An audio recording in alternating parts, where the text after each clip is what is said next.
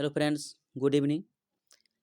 आज class 10th के लिए जो साइंस का सीरीज चल रहा था, लेक्चर नंबर आज 14 होगा ऑब्जेक्टिव का। ठीक है, तो प्रश्न संख्या पहला ध्यान दीजिए। कह रहा है विद्युत चुंबकीय प्रेरण की खोज किसने की थी? तो विद्युत चुंबकीय प्रेरण की खोज फैराडे ने किया था। किसने किया था? फैराडे ने किया था। अब ध्यान दीजिए प्रश्न संख्या नेक्स्ट।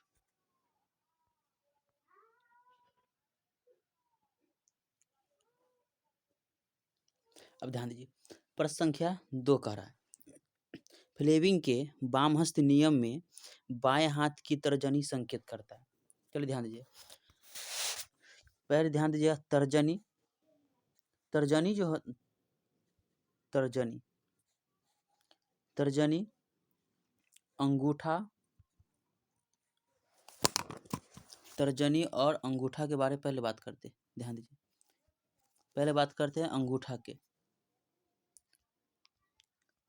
अंगूठा, उसके बाद आता है तर्जनी, उसके बाद बात करते हैं मध्यमा। ठीक है, मध्यमा। अंगूठा जो होता है यह गति को संकेत करता है। किसे संकेत करता है? गति को। और तर्जनी जो होता है वह चुंबकीय क्षेत्र को संकेत करता है। और मध्यमा जो होता है धारा को संकेत करता है। किसे? धारा। तो प्रश्न है कि फ्लेमिंग के वामहस्त नियम में बाएं हाथ की तर्जनी संकेत करती है, तो किसके संकेत करेगी? वह क्षेत्र को, चुंबकीय क्षेत्र की दिशा को संकेत करेगा। ऑप्शन नंबर कितना हो जाएगा? बी हो जाएगा। चलिए नेक्स्ट नंबर प्रश्न। कह रहा है क्वेश्चन में कि लघुपतन यानी कि शॉर्ट सर्किट के समय में परिपथ में विद्युत धारा का मान क्या होगा? जब शॉर्ट सर्किट होगा, ठीक है, जब शॉर्ट सर्किट होगा तो उस समय में परिपथ में विद्युत धारा का मान जो होगा अधिक हो जाएगा। क्या होगा? बहुत अधिक, बहुत अधिक बढ़ जाता है। क्या हो जाएगा? बहुत अधिक बढ़ जाएगा। ठीक है, तो ऑप्शन नंबर कितना होगा देखते हैं। चलिए, ऑप्शन नंबर आपका हो जाएगा सी। क्या हो जाएगा? ऑप्शन नंबर सी हो जाएगा। अब चलिए नेक्स्ट नंबर प्रश्न पे। कह रहा है 4 नंबर प्रश्न, चालक का प्रतिरोध निर्भर नहीं करता है। चालक का प्रतिरोध निर्भर नहीं करता है।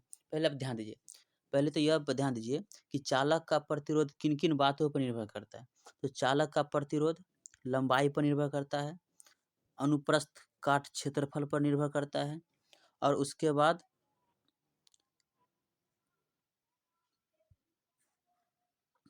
चालक के ताप पर निर्भर करता है। ध्यान दीजिए, चालक का प्रतिरोध निम्नलिखित 3 बातों पर निर्भर करता है। कितने बातों पर निर्भर करता है? 3 बातों। पहला बात हो गया आपका, क्या हो गया? आपका पहला बात हो गया लंबाई पर, दूसरा हो गया क्षेत्रफल पर, तीसरा क्या हो गया? तापमान पर। तो क्वेश्चन पे समझिए, कह रहा है चालक का प्रतिरोध निर्भर नहीं करता है। चालक का प्रतिरोध निर्भर नहीं करता है, तो किस पर निर्भर नहीं करता है? इस पर तो लंबाई पर करेगा, चालक के अनुप्रस्थ काट क्षेत्रफल पर करेगा, चालक के तापमान पर करेगा। ऑप्शन नंबर डी है चालक में प्रवाह के विद्युत धारा पर, तो इस पर निर्भर नहीं करेगा। ऑप्शन नंबर इसका आपका ये सही हो जाएगा। 4 नंबर क्वेश्चन का ऑप्शन डी सही है। चलिए नेक्स्ट नंबर प्रश्न 5 नंबर।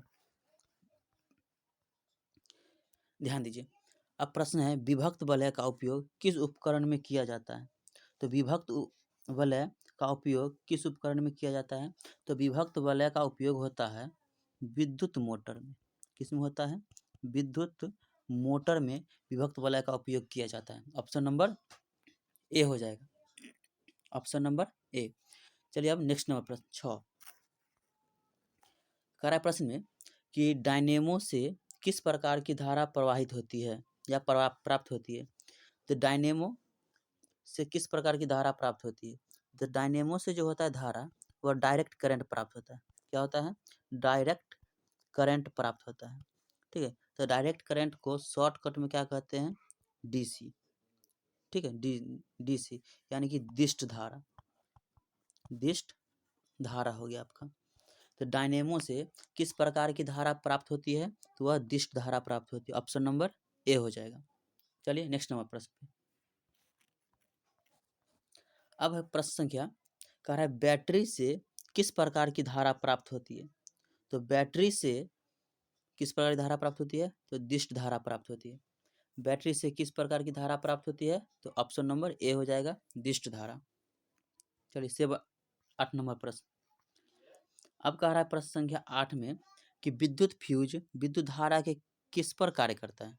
विद्युत फ्यूज विद्युत धारा के विद्युत फ्यूज विद्युत धारा के किस प्रभाव पर कार्य करता है? तो किस प्रभाव पर कार्य करता है? तो यह उष्मीय प्रभाव पर कार्य करता है। ऑप्शन नंबर ए, उष्मीय प्रभाव पर कार्य करता है। चलिए प्रश्न संख्या 9। अब ध्यान दीजिए, कह रहा है विद्युत चुंबक बनाने के लिए किस पदार्थ के छड़ का उपयोग किया जाता है? तो विद्युत चुंबक बनाने के लिए किस पदार्थ के छड़ का उपयोग किया जाता है? तो वह नर्म लोहा का उपयोग किया जाता है। किसका किया जाता है? नर्म लोहा का उपयोग किया जाता है। ऑप्शन नंबर सी हो जाएगा आपका। चलिए प्रश्न संख्या 10। अब ध्यान दीजिए, कह रहा है पश्चिम की ओर प्रक्षेपित कोई धन आवेश, पश्चिम की ओर प्रक्षेपित कोई धन आवेशित कण, क्या है? अल्फा कण है, किसी चुंबकीय क्षेत्र द्वारा उत्तर की ओर विक्षेपित हो जाता है। तो चुंबकीय क्षेत्र की दिशा क्या होगा? कहाँ विक्षेपित हो जाता है? किधर की ओर? उत्तर की ओर। उत्तर की ओर वह विक्षेपित हो जाता है। तो चुंबकीय क्षेत्र की दिशा क्या हो जाएगी? ठीक है, तो चुंबकीय क्षेत्र की दिशा हो जाता है दक्षिण की ओर हो जाएगा। उत्तर की ओर विक्षेपित होगा तो कहाँ हो जाएगा? दक्षिण की ओर हो जाएगा। उत्तर का क्या हो जाएगा? यहाँ दक्षिण की ओर विक्षेपित होता है। चलिए प्रश्न संख्या 11। अब ध्यान दीजिए, प्रश्न क्या है? 11 नंबर कह रहा है विद्युत चुंबक क्या है? विद्युत चुंबक जो है, विद्युत चुंबक यह अस्थायी चुंबक है। क्या है? अस्थायी चुंबक है। विद्युत चुंबक अस्थायी चुंबक है। ऑप्शन नंबर बी हो जाएगा आपका। चलिए ध्यान दीजिए प्रश्न संख्या अब 12 पे। चलिए 12 कह रहा है किसी विद्युत धारावाही चालक तार द्वारा उत्पन्न चुंबकीय क्षेत्र की दिशा निर्धारित करने के लिए निम्न में से कौन सहायक होता है? ठीक है, निम्न में से कौन सहायक है? पहला आपका ऑप्शन है, पहले फिर से क्वेश्चन को समझिएगा। कह रहा है विद्युत धारावाही चालक तार द्वारा उत्पन्न चुंबकीय क्षेत्र की दिशा निर्धारित करने के लिए निम्न में से कौन सहायक होता है? तो दक्षिण का हस्त नियम, फ्लेमिंग के दक्षिण हस्त नियम। ठीक है, फ्लेमिंग का दक्षिण हस्त नियम ये भी सही है। उसके बाद फ्लेमिंग ये दक्षिण हस्त अंगूठा नियम ये सही है आपका। फ्लेमिंग का वाम हस्त नियम ये भी ऑप्शन सही है। ऑप्शन नंबर सी है फ्लेमिंग का दक्षिण हस्त नियम, ये भी ऑप्शन सही है। और अगला ऑप्शन नंबर है डी, इनमें से सभी। इसका आंसर क्या हो जाएगा? इनमें से सभी हो जाएगा। सभी के लिए उत्तरदायी होता है दक्षिण हस्त अंगूठा का नियम, फ्लेमिंग वाम हस्त नियम, फ्लेमिंग का दक्षिण हस्त नियम, इनमें से सभी। आंसर इसका कौन हो जाएगा? इनमें से सभी हो जाएगा। चलिए नेक्स्ट नंबर प्रश्न पे 13 नंबर। अब 13 नंबर प्रश्न है किसी विद्युत धारावाही सीधी लंबी परिनालिका के भीतर चुंबकीय क्षेत्र क्या है? सभी बिंदुओं पर समान होती है, शून्य होती है, परिनालिका के सिरों की ओर जाने पर बढ़ता है। ठीक है, और ऑप्शन नंबर डी क्या है कि परिनालिका के सिरों की ओर जाने पर घटता है। चलिए प्रश्न पर ध्यान दीजिएगा। कह रहा है किसी विद्युत धारावाही सीधी लंबी परिनालिका के भीतर चुंबकीय क्षेत्र होता है, तो वह चुंबकीय क्षेत्र होगा आपका क्या? सभी बिंदुओं पर समान होते हैं। क्या हो जाएगा? सभी बिंदुओं पर समान। ऑप्शन नंबर आपका ए सही है, सभी बिंदुओं पर समान। चलिए 14 नंबर प्रश्न कह रहा है कि क्या है, घरेलू उपयोग के लिए विद्युत की आपूर्ति होती है। घरेलू उपयोग के लिए विद्युत की आपूर्ति क्या होती है, तो 220 वोल्ट क्या होता है, 220 वोल्ट और 50 हर्ट्ज होता है। 220 वोल्ट और 50 हर्ट्ज। ऑप्शन नंबर सी हो जाएगा। क्या हो जाएगा, ऑप्शन नंबर सी हो जाएगा इसका।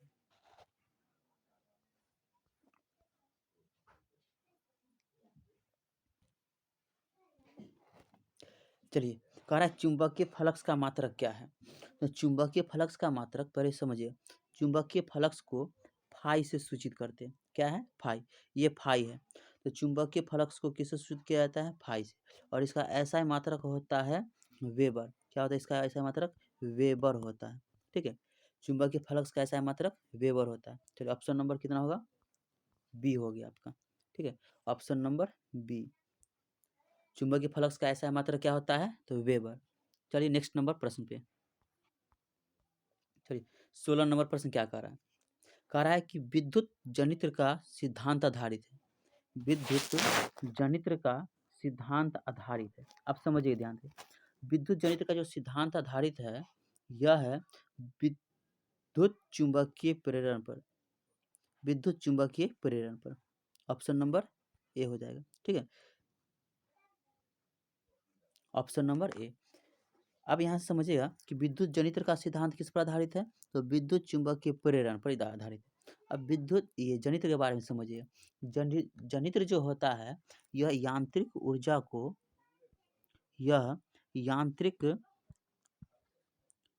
को विद्युत ऊर्जा में बदलता है। किसमें, यह यांत्रिक ऊर्जा को विद्युत ऊर्जा में बदलता है। किसमें बदलता है, यह यांत्रिक ऊर्जा को विद्युत ऊर्जा में बदलता है। कौन, ये विद्युत जनित्र हो गया। ठीक है, चलिए अब प्रश्न संख्या 17 पे। चलिए, 17 नंबर प्रश्न कह रहा है किसी चालक की विद्युत प्रतिरोधकता निर्भर करती है।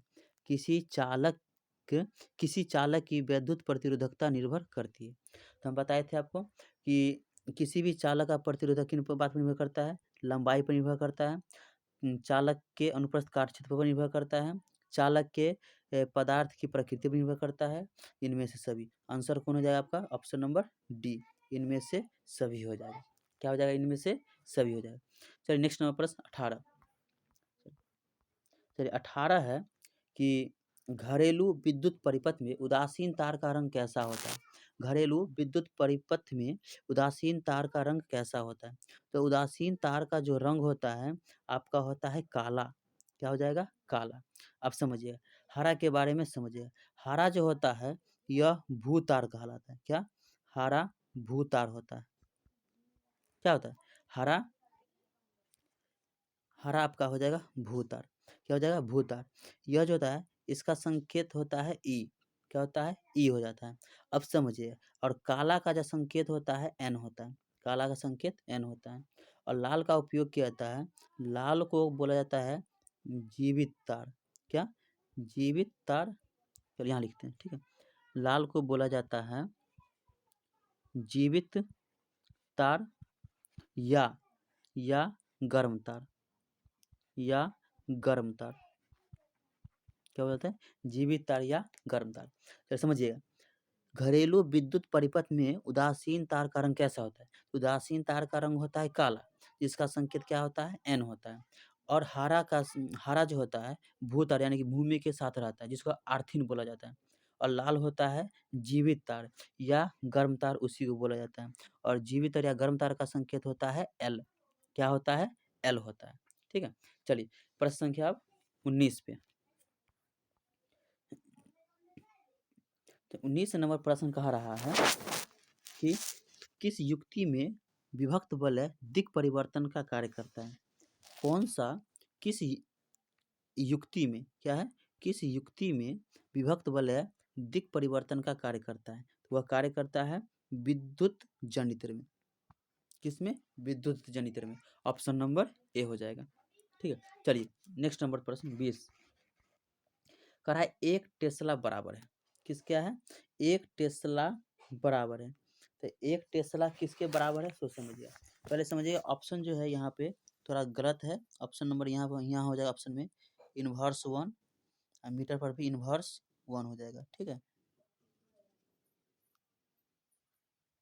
और यहाँ पर भी हो जाएगा आपका, यहाँ पर हो जाएगा एम्पियर इनवर्स 2, यहाँ हो जाएगा इनवर्स -1, यहाँ हो जाएगा न्यूटन इनवर्स, सी ऑप्शन हो जाएगा 1 newton inverse, ampere inverse, metre inverse.